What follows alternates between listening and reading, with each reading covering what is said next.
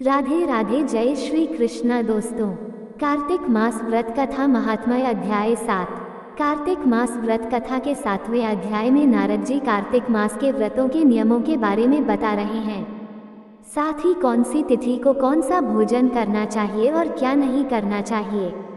कार्तिक मास का व्रती सदा ब्रह्मचर्य से रहे, पृथ्वी पर शयन करे और दिन के चौथे पहर को केवल एक बार पत्तल पर खावे। यहाँ जानते हैं विस्तार से कार्तिक व्रत कथा का 7वां अध्याय। श्री नारद जी बोले, हे राजन, अब कार्तिक मास का व्रत करने वालों के नियम सुनिए। मैं संक्षेप में कहता हूँ। जो व्यक्ति कार्तिक मास का व्रत करता हो वह सब तरह के आमिष, उर्द, मधु, राई, खटाई तथा मदकारी वस्तुओं का भक्षण न करे। वह व्रत करने वाला दूसरे का अन्न न ग्रहण करे, किसी से विद्वेष न करे तथा तीर्थ के अतिरिक्त विदेश न जाए। देवता, वेद, ब्राह्मण, गुरु, गौ, व्रती, नारी, राजा तथा गुरुजनों की निंदा न करे। कार्तिक मास का व्रत करने वाला दाल, तिल, तेल, पकवान, क्रय किया हुआ पका भोजन न ग्रहण करे। निंद्या भावना, कुवाच्य का त्याग करे। किसी भी जीव का मांस, चूना, जंबीरी, नींबू, मसूर, बासी तथा जूठे अन्न का परित्याग करे। बकरी, गाय तथा भैंस के दूध के अतिरिक्त किसी अन्य पशु का दूध आमिष समझे।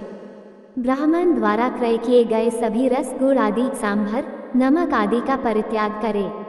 तांबे के पात्र में रखा हुआ पंचगव्य, अत्यंत लघु, गड्ढे का पानी केवल अपने ही लिए पकवान आमिष कहा जाता है।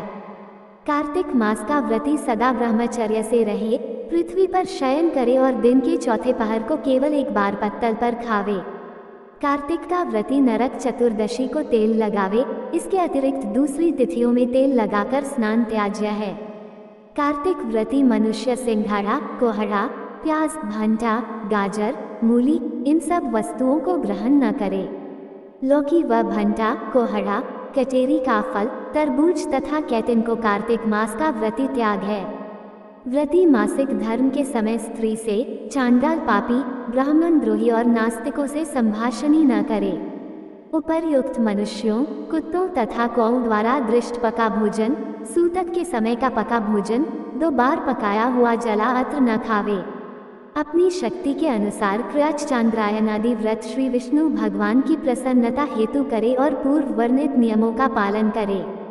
कार्तिक व्रत करने वाला प्राणी प्रतिपदा को कुम्हड़ा, द्वितीया को कटहल, तृतीया को तरुणी स्त्री, चतुर्थी को मूली, पंचमी को बेल, षष्ठी को तरबूज, सप्तमी को आंवला, अष्टमी को नारियल, दशमी को लौकी, एकादशी को परवल, द्वादशी को बेर, त्रयोदशी को भंटा, चतुर्दशी को गाजर तथा पूर्णिमा को शाक। ये वस्तुएं तथोक्त तिथियों में न खाए और रविवार को आंवला का भक्षण न करे।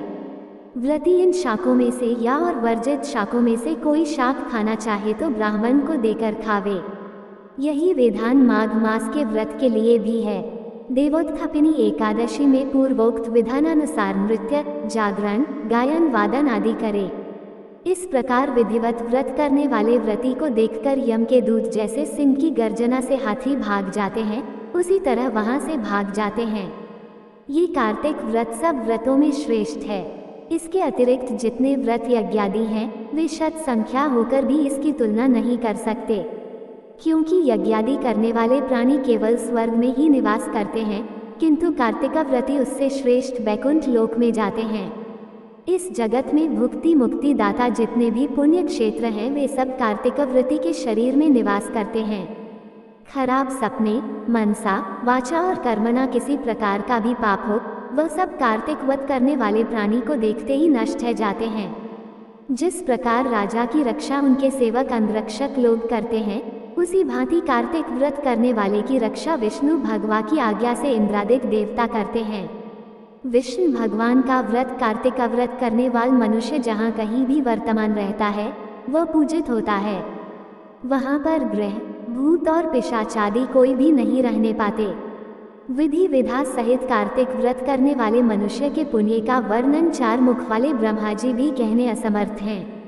ये विष्णु कार्तिक व्रत संपूर्ण पापों का नाश करने वाला, पुत्र, पौत्र, धन तथा धान्य को उन्नत करने वाला है। ये कार्तिक व्रत जो मनुष्य करता है उसको तीर्थ में जाने, तीर्थ की सेवा करने से क्या उद्देश्य। उसको सब पुण्य फल कार्तिक व्रत से ही प्राप्त हो जाते हैं। दोस्तों, ये थी आज की कथा। आपको हमारी वीडियो अच्छी लगी हो तो वीडियो को लाइक करें, चैनल को सब्सक्राइब करें, कमेंट में जय श्री राधे कृष्णा लिखना ना भूले। राधे राधे दोस्तों।